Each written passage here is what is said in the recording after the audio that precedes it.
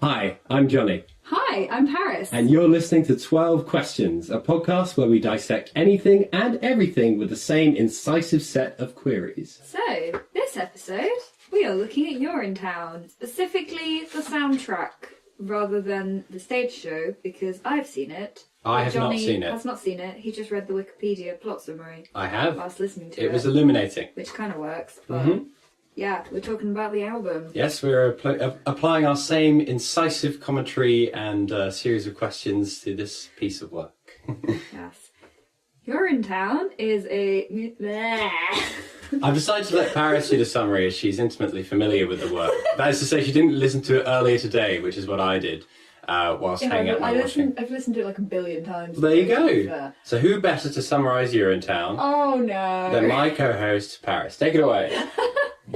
Yeah, so the central conceit of the show is that there is a water shortage, so everybody has to pay to use private bathrooms and public bathrooms, and nobody can use private bathrooms, and it's like completely illegal to wee anywhere that's not been paid for. So it satirises things like the legal system and capitalism and bureaucracy. It also satirises and parodies lots of musicals like Les Mis and just musicals in general. Yeah, it seems to start out as your kind of, plucky activist tale against the system. As you listen, it's quickly revealed that it's something really, a bit more. really dark. Yes, absolutely. Oh, and spoilers for the Urinetown soundtrack. We will not be paying attention to what we do and do not spoil. That's true, yeah. But you have been warned. Yeah, but we're extremely entertaining, so you get it here first. Yeah, exactly. Okay, so I think it's time we should move on to our first question. Our first question is, who is your favourite character? Ooh, now that is a very interesting question. I can tell you who... Well, this is interesting. So there's two layers to this. Bobby Strong is what you might call a protagonist. Yeah, he's supposed to be your favourite character, I suppose, because he's the guy. And he is, in some ways, not my favourite character, but I feel that is why he's my favourite character. Yeah, because I feel like he's a very generic protagonist. Like the protagonist trap, where they're so generic everyone can relate to them. Absolutely. A bit like Jon Snow right now. Yeah, that's a good point. So yeah, that's why he's not really my favourite character, because he's not that interesting. He's just kind of like generic nice guy. Yes. And he falls into a couple of plot traps, and it just like you said, He's an example of what's wrong with the protagonist in a lot of ways. I feel that's because it's a satire of the genre. Absolutely, yeah. So it's interesting in that sense. Yeah, no. That's totally right, I think. And so he's not my favourite character, but I feel that's whilst the authors being authors are dead. With the death of the author. Yes, I think that means he's a well-written character and that I don't like him for those reasons. But I think my personal favourite is probably Penelope Pennywise. I like her. I think she's cool. I also think she's one that actually has some kind of development across the plot. The rest of them are very static. Good point. Like, they're just kind of the same thing throughout, whereas Pennywise starts as, like, the bad guy, and then by the end of it, she's kind of learned some lessons. She has a character arc. Yes. She has development. Well, that's interesting. Does anyone else in this musical have a character arc? I feel like, I suppose Hope goes on a journey of learning that her dad's an arsehole, basically. That's true. But is she starts as like this kind of pixie dream girl sort of character, right? Yeah. Because she's like showing, she's the classic, girl out of nowhere showing the male protagonist how to feel, and that follow your heart. Exactly, yeah. There's a song called "Follow Your Heart," which we'll get to. Which it's that kind of thing that's been played 1,000 times. And then at the end of the musical, she's still quite idealistic. Yeah, she is. And she's still following her heart. But then there's a bit that's not in the soundtrack that's kind of in the middle of I See a River, where someone comes up to her and is like, well, look at these statistics, you need to like ration the water out better, because look at this research your father did. And she just goes, my father was a scoundrel, and then just like throws the thing at him, and then it's like, but I guess she is still idealistic, but now she's idealistic and she hates her dad. Yes. That's a hell of an arc. That's the arc. Everything else stays the same, but she hates her dad now. But yeah, I'd say my favourite character is definitely Penelope Pennywise. She's got a really great introductory song, which is Privilege to Pee. That's a good song. If you weren't already expecting this musical, I think, runs the full gamut of Pee jokes. pee jokes. All the pee jokes. Ways to say that one pees. Yeah, I mean, that's kind of... I imagine they just had a big whiteboard. Spend a penny. Yeah, very much so. So yeah, Pennywise in her introductory song hits some really, really high notes. What do you think of Officer Lockstock? Oh, okay. Because I think I like him as a narrator, and I also Yes. think it's very interesting that Lockstock and Little Sally, who are like characters that wouldn't really meet within the musical, Yeah. particularly, are co-narrators, and you don't really see a lot of things that have co-narrators. That's a very good point. Well, Paris, I'd like to ask you, in this musical, what was your favourite meeting? Okay, my favourite meeting would probably... I don't know, because I like the meeting with... I mean, it's technically like their second meeting. The one with Bobby Strong and Hope, because that song is really... The Follow Your Heart song is really funny, because it just parodies every romantic ballad you've ever seen in a musical. Yep. And it's just really sarcastic, which I like. Yes, absolutely. It's extremely schmaltzy to the point of when I was originally listening to that song "Follow Your Heart," I wrote, "Is this a joke?" It is a joke, as it turns out. It's not a joke within the canon, like within the universe of the show, but it's a joke within the universe of us, kind of thing. Yes. No, that works well. I think. Yeah. Any more you want to say about that? I don't know if that is actually my favourite meeting. Okay. But I do really like... I don't know. I need to think about the meeting. Well, my favourite meeting, if I could just jump in, is at the end of the cop song. It's the meeting between drums and a cappella in the music. It's a really good breakdown at the end where for a bit it's just a cappella and then the drums come in and it works very well. I think okay. That's interesting. the instrumentation of the whole musical is it's interesting. There are some really good drum bits. So there's that in Cop Song, and then in the second act in Snuff That Girl, there's kind of this sort of... that one. Yeah, absolutely. It's playing with the genre a bit, but it has those kind of sing kind of bum bum bada bada, drums at the end. Yeah, whilst also talking about murdering someone. Well, absolutely, yeah. Standard jazz music. Well, yeah, it's the and I did wonder about that because there's a difference between the songs for the rich and the poor. So yeah, there's a couple of songs for the poor where you have jazz music and gospel, and I'm wondering if that is if that's the obvious link between the origins of that music in poorer communities in America. Yeah. With if that's an intentional interesting. link. Yeah, I didn't think of that. So what would you describe the rich songs as genre-wise? The rich songs are more it's kind of classic musical fare, but it's more pompous, more brass and cymbals. Yeah. Kind of bigger. Interesting, there's a lot of clarinet also throughout, which is kind of, I think, to be expected. It's that kind of moving to New York sound, I'd call it. Think of like early 20th century Ellis Island sort of thing, establishing shot on a community in New York. There's kids playing stickball and whatever. And my mother from Germany, she emigrated here, that sort of thing. There's a lot of that. So and that clarinet is kind of has its roots in like Jewish klezmer music, and then it sets the tone quite well as a metropolis where there are people who are kind of mucking on through. I'd say. Yeah. In terms of the instrumentation, it also starts quite small. So the piano is there throughout. And then you think the later songs are a bit bigger. Yeah, it gets bigger. There's more cast in it. There's bigger choruses. I don't really know what it says. But then I'd say the last song is quite small in terms of instrumentation. Yeah? Oh, yeah, that's a very fair point, actually. So how would you explain that? Ooh, well, I'd say... I'd say it's turning the what you expect on its head, which this musical does quite well. Okay, yeah, because it gets bigger and then it suddenly drops down. Yeah. It pulls the rug out from under you. Yeah, I suppose it's also kind of, that's the point where the sort of narrative starts again, like in a new era of hope. Yep. That joke is actually made like not in the soundtrack but in the musical. Yes.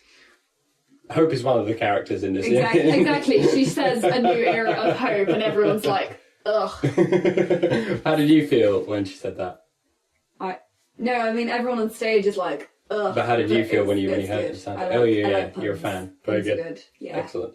So, the next question we have on our list Yes. is, what was your favourite colour? Ooh. So this feels like quite an obvious answer for this particular musical. Just to preface, our structure is that we apply these questions to everything. So if we were looking at some art, this question would obviously make loads of sense. What was your favourite colour in this painting? But, you know, it's kind of, we've got to make some tenuous, crazy link to colour in in an album. I don't think it's tenuous at all. Go for it. I think gold is probably the most emblematic Always colour. believe in your soul. Well, yes, absolutely. In fact, that's perfect. So Bobby Strong believes in his soul. He's got the power to know that he's indestructible. And that's very much the first act. Is he has this revelation brought about to him by the Manic Pixie Dream Girl that suddenly, things should be a better way. And you're going with the Spandau Ballet analogy, actually. He does think he's indestructible because he's got the power to know that by, like, usual musical, convention. Yeah. By that logic, he would have the power to know that he's indestructible. Absolutely. But then, because this isn't a very conventional musical, it turns out, spoilers, he dies. He dies. He's not indestructible. About the spoilers at the beginning, so... No, he dies. He's not indestructible. And gold is also... So it's wealth, and there's this musical plays a lot with, that dichotomy between the rich and the poor. You have a lot of songs at the start by the establishment, by Mr. Cladwell. Yeah, Mr. Cladwell, a millionaire CEO. You have songs by the Police and by Pennywise, who's essentially a tax collector of sorts. She collects money for people going to the toilet in the urinal. So that's the aspect I could have to it. But really, what catches your interest is gold is, well, it's the colour of a river of piss. I was about to say that. In the song "What Is Urinetown," it's called out by name as someone's discussing or wondering about the mythical concept of Urinetown, which is where people get sent if they don't pay their... Gingerbread houses along Golden Frothy Canals. Along Golden Frothy Canals. I never made that connection. So I'd say that's the most significant colour. That's a good point. Yeah. Musical. Because that line along Golden Frothy Canals is kind of like, Golden Canals is completely normalised to them because there's just wee everywhere because it's literally Urinetown, but it's sort of romanticised. It's like gingerbread houses along Golden Frothy Canals. Absolutely. Is it a nice place to live? Would you like to live in a gingerbread house alongside a Golden Frothy Canal? I mean, no. I don't think much to the insulation of a gingerbread house, to be fair. Also, I worry that gingerbread's quite porous. Yeah. And soak up a lot of the froth. Oh dear. Yeah. But it's like the poverty is so normalised to them that they have to romanticise it, and you can make a lot of social commentary out of this 2-line part of the song. Oh, for sure. Are there any other colours that kind of jumped out for you listening to this soundtrack? See, I'm inclined to say green because whenever I see it in like a theatre, it's sort of the promotional material is always green, but I think that's just why. But why is it green, do you think? I don't know. Well, I suppose green is like the colour of money a lot of the time. Yeah. But then green also doesn't suit it because green signals prosperity and trees and things, and it's a very barren wasteland, so it's more of a beige, really. It's a very like the place they live is probably beige. It feels that way listening to it. Yeah. And the soundscape is often quite beige. Again, you have a lot of the reeds, and I don't know. There's nothing. Yeah, there's not as much colour in the sound. There's not a lot of kind of tinkling. There's no xylophone. There's no percussion. Is mainly drums. The sound is beige, but not in a bad way. No. Not a boring beige. A nice beige. Yeah, a lovely beige. Yeah, I can get on board with this beige. Kind of coat your living room in it, like it kind of plays off against the carpet. Sofa. Yeah. It's a sofa on which the plot sits and explains to you itself. Yeah, and explains, social commentary. Like the trench coat of the narrator, who is the trench police coat officer. of the narrator. Yeah. Okay. Question 4. Oh, we've got another like question. Yeah. How would your nan react to this? How would your nan react to this? The generic nan, no one's specific nan. So Paris's nan, I think, might find this a little vulgar. Well, it's themed around human bodily function. That's true. But honestly, I think it's quite. Once you get past that part of it, it's quite clean. It's not a lot of swearing. Yeah, I don't think there isn't. Is there any swearing? I don't think there is. I can't remember any swearing. There's very little in the way There's of. no sexual scenes or anything really. Except they allude to the one night stand between Pennywise and what's his face, Cladwell. Yes, but that's true. So to go full spoilers, as we said, a summary of what happens to the town is that essentially there's a glorious revolution, and they buy into this socialist ideal of water for everyone, not just regulated by having to pay to use the urinals. And then at the end of that, the lack of fiscal responsibility in this sense, or lack of water responsibility, results in all the water drying up and everyone dying of thirst. Yeah, so I suppose the average nan would think, you got to look after the pennies and the pounds will look after themselves. Yes, but I feel like that's a very nan reaction. Would you feel if a nan watched this, would she kind of be nodding along with the ending? Because there's a tension I feel there. like because when Hope comes in, and she's a new era of Hope, she's like the young generation thinking they know best and not learning from the mistakes of the past properly. Yeah. So I feel like the older generation might... I'm really generalising here, I do apologise. No, might screw all our older viewers. Johnny, no! I'm sorry. The older generation might feel like, I don't know, like, oh yeah, they should have listened to us, flipping young'uns. But this is the interesting tension, I think, when it comes to someone's nan listening to this, is that the nan might agree with the conclusion, for sure. Right. That it's sometimes foolish to act rashly, like that, and to follow your heart regardless of the actual real world consequences. But then again, a nan might not be used to the unconventional structure. I was just about to say that, yeah. Nan might be expecting a happy ending. Expect a happy ending. Is there a happy ending? There are no happy endings. There are no one is innocent. If you think this has a happy ending, you clearly haven't been paying attention. Very much so. So yeah, Yeah, so in terms of actual social commentary and plot morals, they might agree with elements of it, but in terms of what they come to expect from a musical, they'd be like, what is this? Do you think the musical explains itself enough for your nan to follow along with? Because it's quite self-referential in some ways. It talks about, not having a happy ending. That's brought clearly to the focus. Yeah.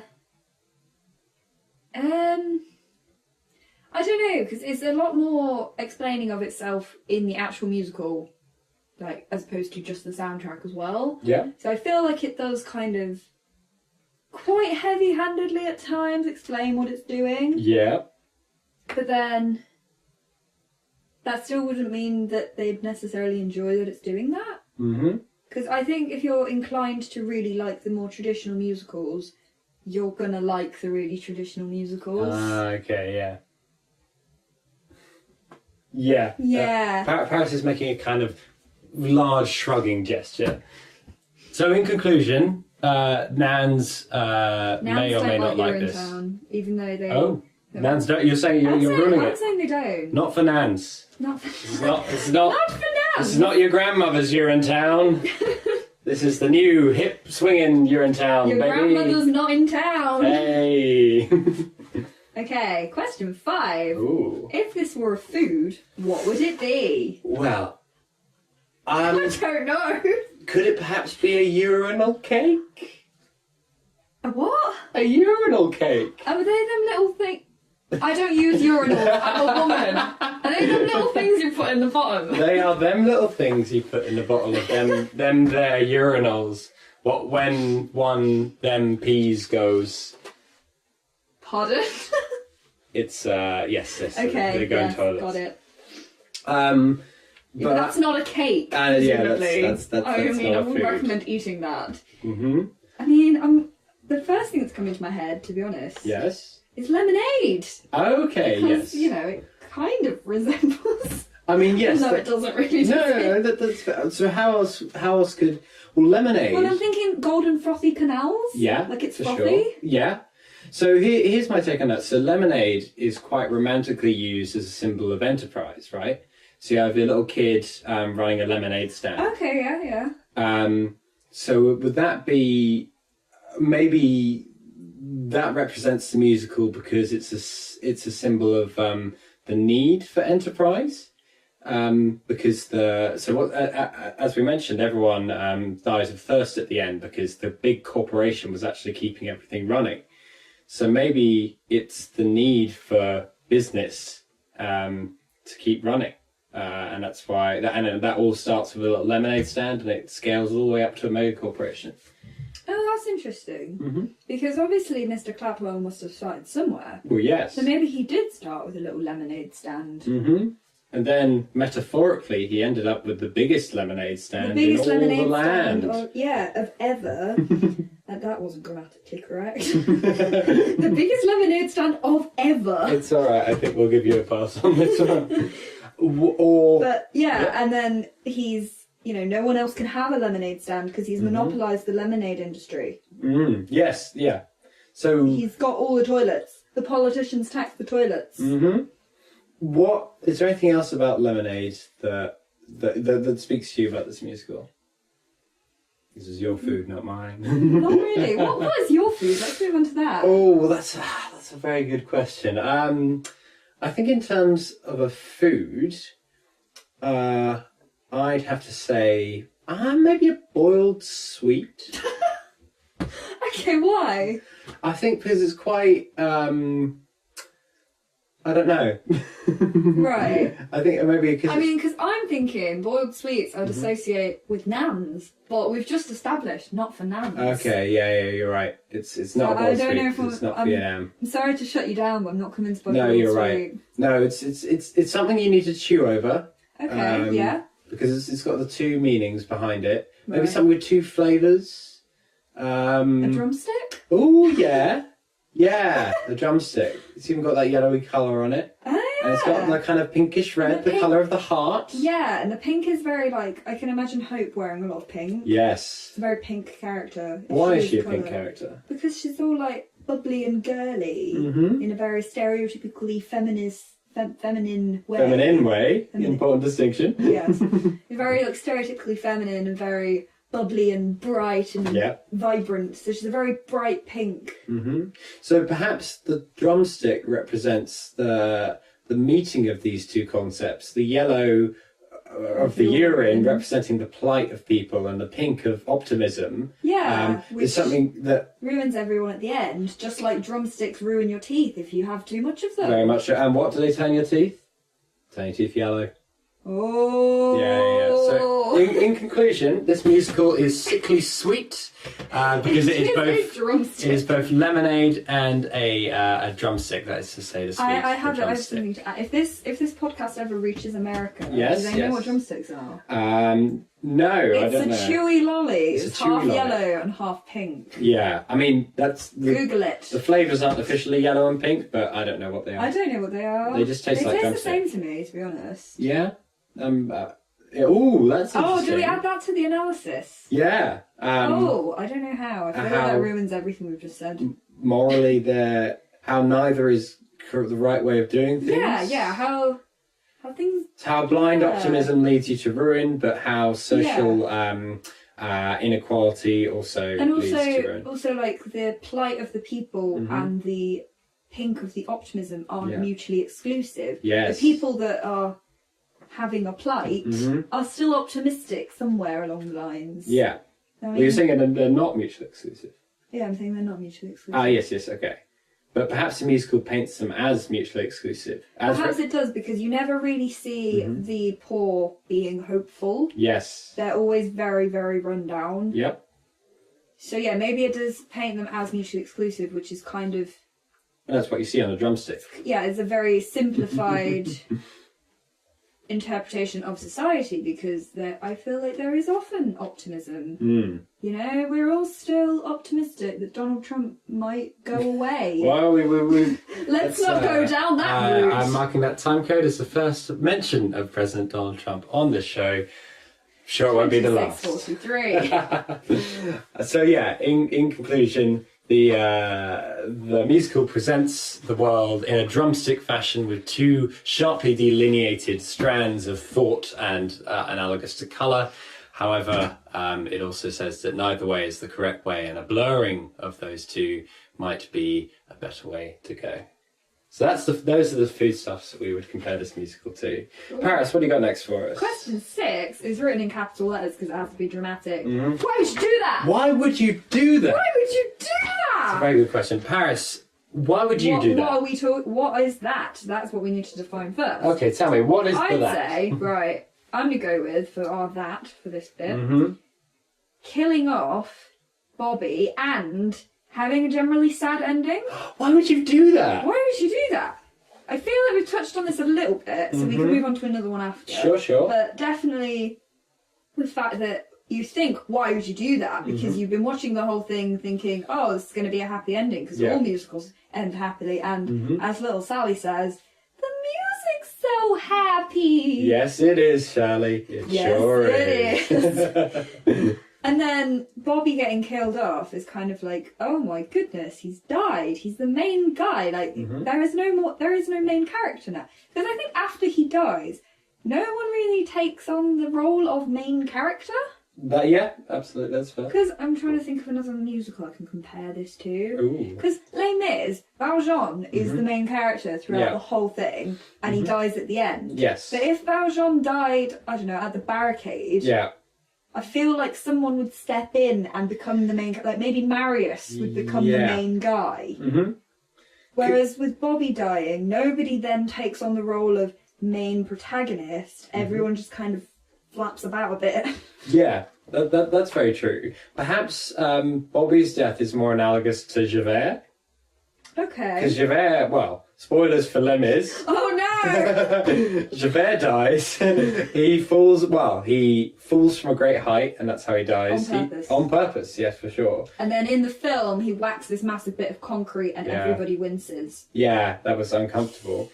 So both Javert and Bobby die from falling from a great height. Okay, but one is pushed and one pushes himself. That's true. But do both leave a vacuum? Does Javert's death leave an antagonistic vacuum in Les Mis?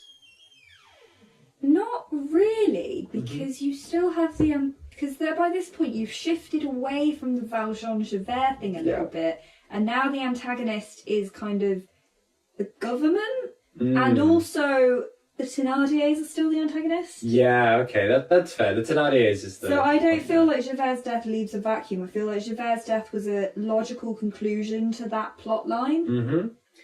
Whereas Bobby's... I mean, I don't feel like... Bobby's death leaves a vacuum in a good way. Like, it's a necessary vacuum to kind of make the people rise up. He's a necessary martyr. Yes. I wonder if him being dead shows that there was not much point to him at all. Okay. Like, at what point in the story... So he dies, what would we say, 4/5 of the way through? Yeah. So if let's say he died 2/5 of the way through, would that have changed the story dramatically? As long as he dies after he's started something, and he dies at the hands of the government, it doesn't really matter when he dies, as long as he fulfills those two criteria. Yeah, that's the point.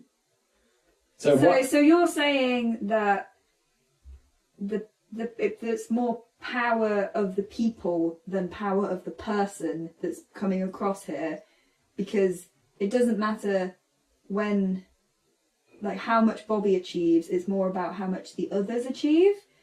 Because as well, it's the others that actually go and kill people. Like, they kill the other police officer. Yep.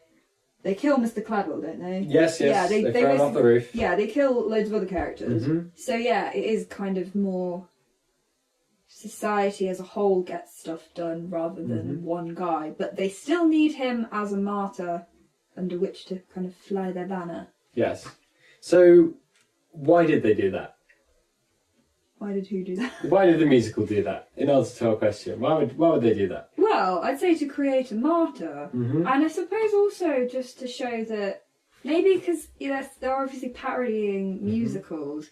In musicals, you do often have a main protagonist. In all stories, you do usually have a main protagonist. So maybe it's just kind of saying, look, all these stories that have this main protagonist, Oh, we'll throw them off a roof. You're misled in thinking that one person is the most important person, and you need to think about the group, which is interesting within a musical because there's always, starring this person, it's like, what about this whole chorus? Yes. All, they're important too. So maybe it's trying to point out that within society and within a musical, the group of figures is important. Yes, I think I'd agree with that. That makes sense. That's why they did that. And as just tacking onto that, maybe that explains the role of the chorus getting larger throughout the musical. So it starts quite stripped back, and then it's a larger backing part in the later songs. So maybe that's the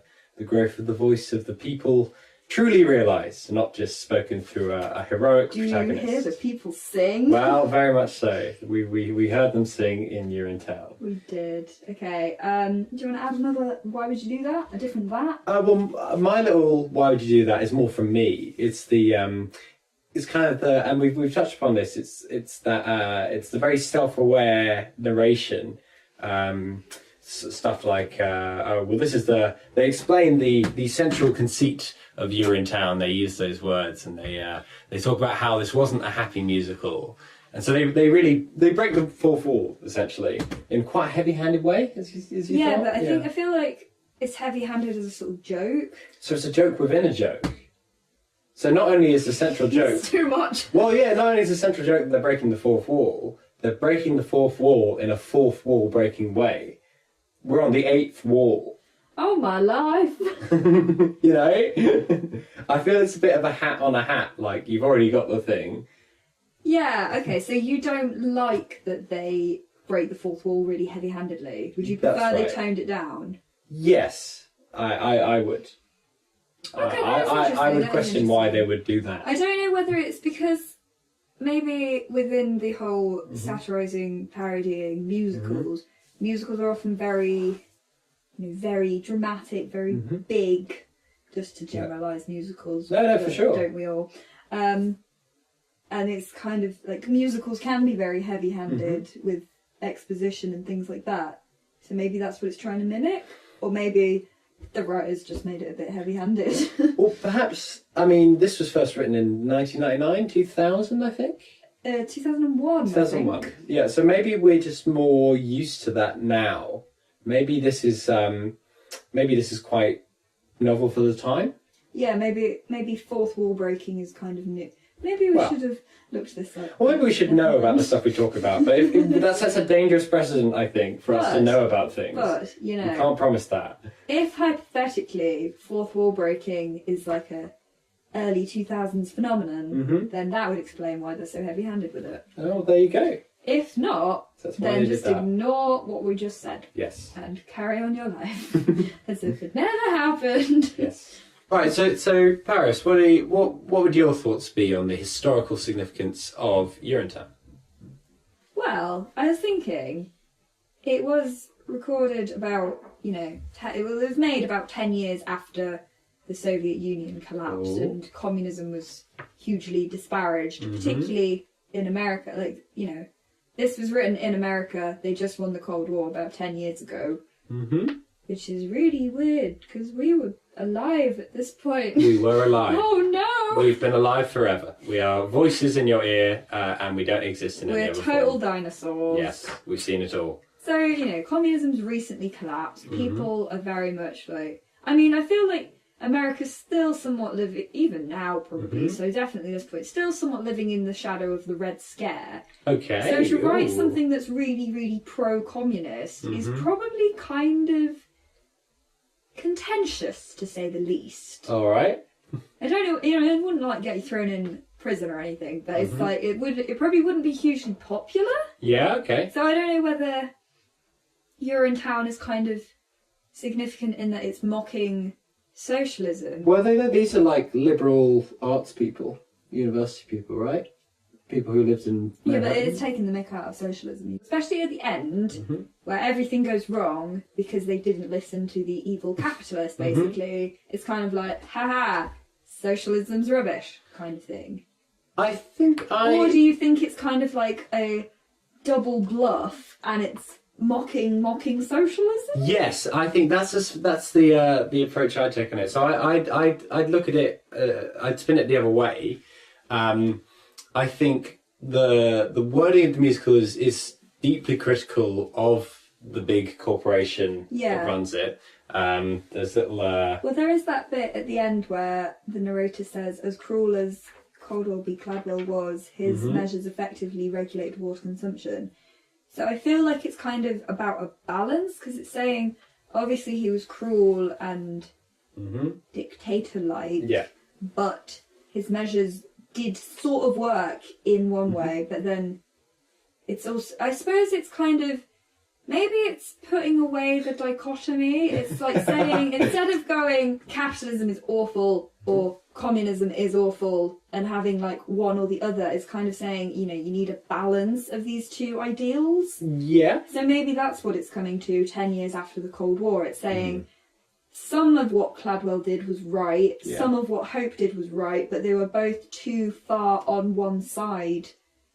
Maybe this is just a really centrist musical. Well, yeah, it certainly preaches that kind of that kind of responsible attitude. And I agree. It is a centrist musical because it's about the perils of following extreme leaders or extreme practices. Neither side is. If you take those two central things, if you take Bobby for example and say he represents the leftist proletariat working movement, communism, Marxist sort of thing. And if you take the corporation and say that represents capitalism and the free market, that sort of thing. Neither of them come out particularly well because they're both. I think you're right. It is. It's a musical of common sense. Strong caricatures of themselves, I suppose. Okay. Maybe. Yeah, it's a musical of common sense rather than calling politics left, right. Yes, and putting labels on politics is more just common sense, guys. And it's a musical against populism, which I think brings it back into stark relief today. It's just as relevant in that regard. So yes, I'd say that's pretty. Whatever do you mean by that? Well, quite. That's what I can mention. What's the next question? The next question might feed into what you just said. Actually, Okay. If you could give this to anyone within time, dead or alive, who would it be? Well, it would have to be someone who would actually understand it. So that Actually, it eliminates Donald Trump. well, that precludes some populist figures. To be sure. Do you have any initial thoughts? See, I'm wondering, right? Would you give it to somebody like a very strict communist dictator such as Stalin? Okay, yeah. Because Very, very strict. That's how I describe him. That's Stalin. A very strict He was man. strict. Oh man. Made him sound like He a wouldn't head let you chew teacher. gum in the classroom. Oh no. Oh man. You had to do up your top button when Stalin was there. Yeah. Tuck in that shirt. You didn't tuck in that shirt. It's Yeah. off to the gulag with you. Oh, that's Stalin, eh? So strict. Gosh. Anyway. So you'd give it to Joseph Stalin. Right, Why would you do that? because well, he had the whole kind of everything was state run under the guise of it being for the workers. Okay. So he kind of did both sides. Right. like he was kind of like like the government became the equivalent of the big corporation. Yeah. And the working class got screwed over. Mm-hmm. Whereas the idea of the Russian Revolution was that the working class was supposed to take power. So it's interesting, but I don't actually know what I'd tell Stalin to take from it. I don't know how I'd give this to Joseph Stalin. Okay. What about someone further back? What about pre-20th century? How could Urinetown? Would you give it to Victor Hugo before he wrote Les Miserables? I don't know why I'd give it to him. Well, because it's like it's a reversal of some of the tropes that I mean, the it's kind story of was about to taking the mick reinforce. out of the musical based on his book. True, yeah. He didn't really know about the musical. Would you go back to the 80s and give it to the writers of Les Mis? Oh, that's as in the musical. Yeah. That's interesting because I suppose it's mocking what they're about to create. Have they made it by this point or not? Let's say they're in the writers' room. Okay. They're writing up on their little whiteboards. They've done like half of it. They've got like a mind map. Yeah. Like Thénardier. It's kind of Good? like, Question mark. yeah. Okay. Bad? Question mark. Okay. Yeah. Little drawing. So they're basically saying like, here is this musical that kind of takes the mick out of what you're about to write.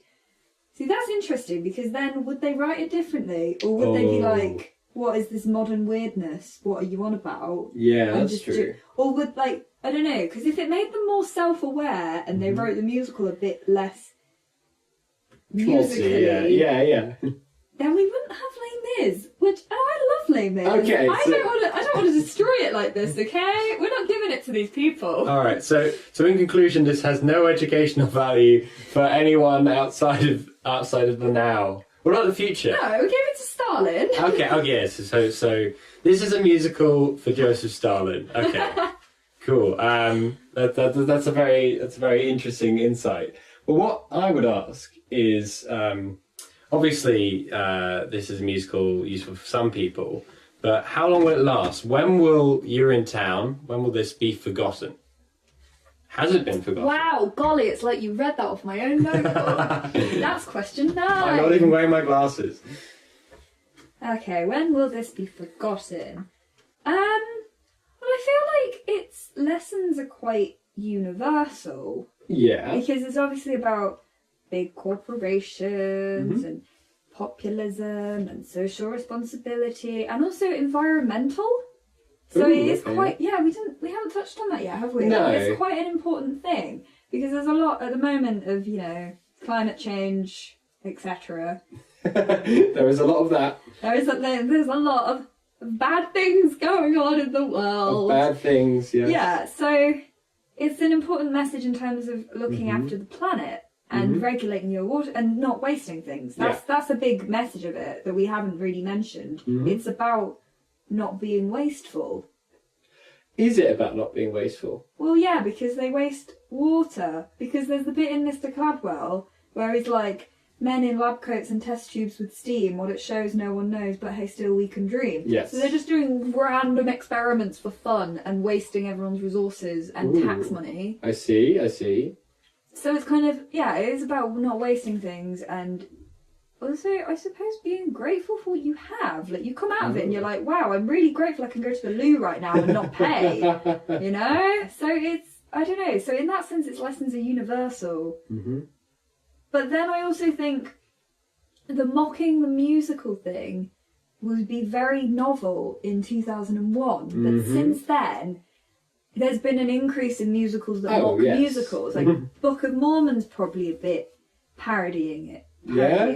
I don't know Book of Mormon amazingly, but yeah. So the whole mocking a musical is probably gonna be less impactful as time goes on. Well, there's a question, isn't it? How long can you mock something before you become the thing? Before you become the thing, yeah. At what point does mocking the musical just become the art form that's then mocked? So maybe is that how Urinetown lives on? Is it remembered in the sense of a? Does it become the new Les Mis and something else mocks it? Yes, yeah. That's a good point. So is it remembered in part of the the grand musical tradition, not in Yeah. itself, but as Is it- contributing to the self-awareness. Yeah. Ooh, this is interesting. It's almost as if other people might be listening to this. Wow.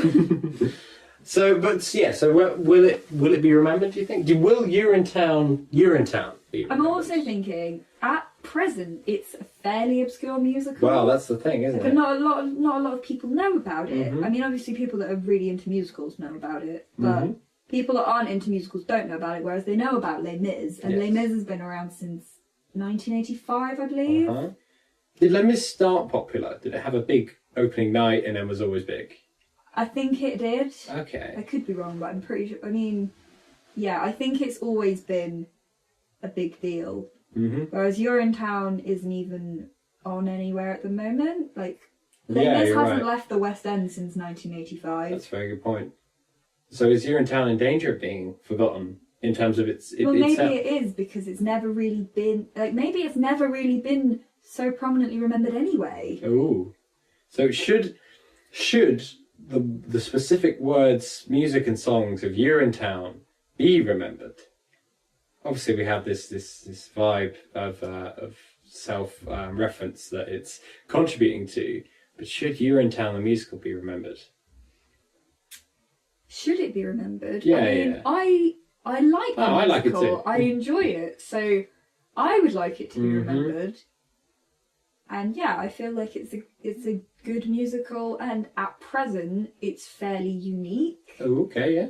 I mean, there are ones that parody musicals, and obviously all musicals have social commentary, but like... But not all of them take the piss in such a literal way. Hey! Ha-ha!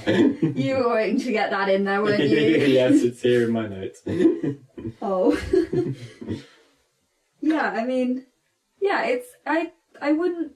Like, nothing would jump to mind immediately if you said, what is Urinetown most like? Mm-hmm. Also, the musical style isn't hugely similar to other musicals. Yeah, that's true. So, I suppose it should be remembered for being something different, but then I suppose it's never really going to be one of the big epics like Les Mis or Phantom of the Opera. So, in conclusion, it may soon be forgotten, or it may never be forgotten as part of the growing tradition of musicals evolving. Yes. But we like it. Yeah, we like it. We'd like to remember it. Okay, question 10 I put to you. Yes. What is this to do with the age-old question that's on everybody's lips in Britain right now? Brexit. Yes. What does this have to do with Brexit? A question we must Because ask. everything is related to Brexit. We must Didn't ask you know ourselves all the time, what does this have to do with Brexit? So, and Urinetown, of course, is no exception. I think you could say it's about the dangers of an uninformed decision, perhaps. that? Okay, yeah. So hope would be the uninformed decider. Yes, so it's obviously it seems quite attractive to the populace to be able to pee wherever they want and to use the toilets free of impunity. Yeah. But had they been in possession of the full facts, there's a line in I believe it's look up to the sky. Look at the sky. That the hearts know more than our brains. But hearts know stuff that mere brains can never know. Yeah. And I wonder if that speaks to not needing experts anymore. That kind of. Oh yeah, because didn't sentiment. Michael Gove say something like we're living in a post-expert society, or something like no one likes experts anymore? Exactly. So I'd say Michael Gove would believe in what mere brains can never know. Oh, maybe we should have given this musical to Michael Gove. Oh, yes. Back to question 8. If Yes. you could give this to anyone within time, who would it be? I thought you were making up some kind of rating system, like we should give this musical 2 Michael Goves out of Out of 5 5. Michael Goves. Okay, yeah, solid 2 Michael Solid 2 Goves. Goves. Cool. Good. Yeah, so in Yeah. conclusion, 2 out of 5 Goves. Right. Yeah, no, I'm Yeah, satisfied with that. Question 11. Yes. If you could reproduce this in another genre, which would you choose? Ooh, interesting. See, I think it would be interesting as a tragedy and kind of take out the self-parodying and sort of make it this really harrowing kind of thing about like this is what will happen if we don't look after the planet and sort out the economy, blah blah blah. But then that would be really depressing, to be honest. But it would get across the point. But then I don't know whether it would get across the point a bit too heavy-handedly. Like when people try and tell you things that like bad things are going to happen, and they just bring like all this guilt and horror to you, and it becomes this horrible horror story. Like, is it too real? Would it be too real as a tragedy? It would be too real, and no one would really want to engage with it, and people would avoid it. It's like when someone tells you a horrible truth, you want to avoid it and be like, that's not happening, forget it. Yeah. It's cool, it's not happening, not right now. Not today! Yes. So, I guess it wouldn't have the impact as a tragedy, whereas a comedy, you're like, haha, that's so funny. Oh, wait. So it's like a Trojan horse, it kind of sneaks in. Yeah, it's a Trojan horse. The comedy is a Trojan horse. And then later when you talk about it, you realise how tragic it really is. Ah, okay. So, but you're talking about it because you enjoyed the comedy, and then you're thinking, oh, that's kind of, So it's like, it's a Trojan horse. Okay. What genre would you put it in? I'd like to see Urinetown the ballet. Okay. I'm quite a big fan of the lyrics and the dialogue. It's quite snappy. It rhymes well, but I'd be interested to see if you could get across the same concepts that the danger of populism, the danger of a big corporation, and the need to be responsible. Without words, how would you act that out? That would be interesting. I think that would be a very big undertaking. Oh, for sure. I demand nothing but the best from my regenred pieces. Of course. But I feel like, if you've got a lot of props... Okay, yeah. You'd have to have a lot of props to kind of get across... I'm saying minimal props. Oh, you're saying minimal? Minimal props. No! Which merely the art of the human body. This is really difficult at this point. Okay, at this point, right, are you going to have... a ballerina that represents the urine? Oh, like this is we are now. We're doing it. Let's make it happen. Yeah, I haven't done ballet since I was like 14. She can do a pirouette. We can do this. Oh my goodness! It's happening. Okay. So we have the ballet and the tragedy that's too real. Yeah, I'm ditching the tragedy idea because it's too much. Is there anything else we want to say about Urinetown, the musical? Is there anything we haven't covered? One more question. Well, yeah. But I think we'll get to that as a wrap up. That's our last. Yeah, right. So, what would you be your closing statements, Paris, about Urinetown, the musical, based on what we discussed? Well, we've got to remember I think it would be a drumstick. Yes. Is a very potent part of what we've said, because it's about, the drumstick, it all tastes the same. So it should be remembered that dichotomy is bad. Like, this is what I'm getting from this. Yeah. Because you're saying there's the plight versus the optimism as if they're mutually exclusive, and they're not. And then you're saying, communism or capitalism, we have to have an extreme. We don't I'm not saying we have to be in the centre, but we also don't have to have an extreme. Yeah. So maybe this is about, putting things down the middle and remembering that things are nuanced. Maybe that's what it's about. Yeah, I think that's a good closing statement. Okay, it's yours. I think I'd chime in with you there on that one. Just gonna nick mine. Oh yeah. I'm just gonna shamelessly steal Paris's idea. Wow. So on that note, what would be a more honest title? Okay, more honest title. For Urinetown, what's a name that would really belies what it is? Would it be "It all tastes the same, Stalin"? No, because then it might be I guess all urine tastes the same. That's not true. That's probably not true. No, I don't know. I cannot confirm. I can vouch for that. I cannot vouch for it not being true. Okay. Right. No, I don't think it all tastes the same. Okay. I feel like we're saying we should encourage nuance, but we shouldn't just say everything's the same, because you're right. Mr. Cladwell and Bobby Strong are not the same. Not all pee tastes the same.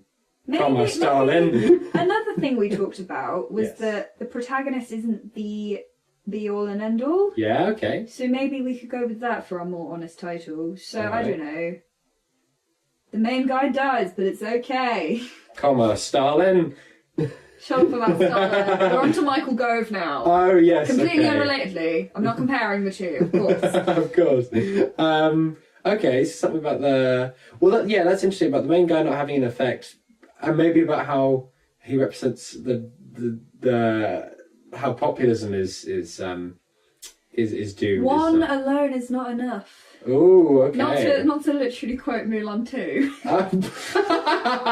We have to now. Oh my gosh! Where did you pull that from? It's one of the songs in Mulan 2. Wow. I can't. That's incredible. All right. One alone is not enough. Comma. Joseph Stalin is our alternative title for Urinetown. No, I get rid of Stalin. Oh, okay. Well, yeah. I feel like we don't need to tell him that. You know? Yeah. Okay. One alone is not enough. Good. Is our more honest title. All right. Well, I think that just about wraps it up. Thank you very much for listening. This has been our critique and incisive commentary on the soundtrack of Urinetown the musical. I've been Johnny. I've been Paris. And thank you very much for listening. Bye.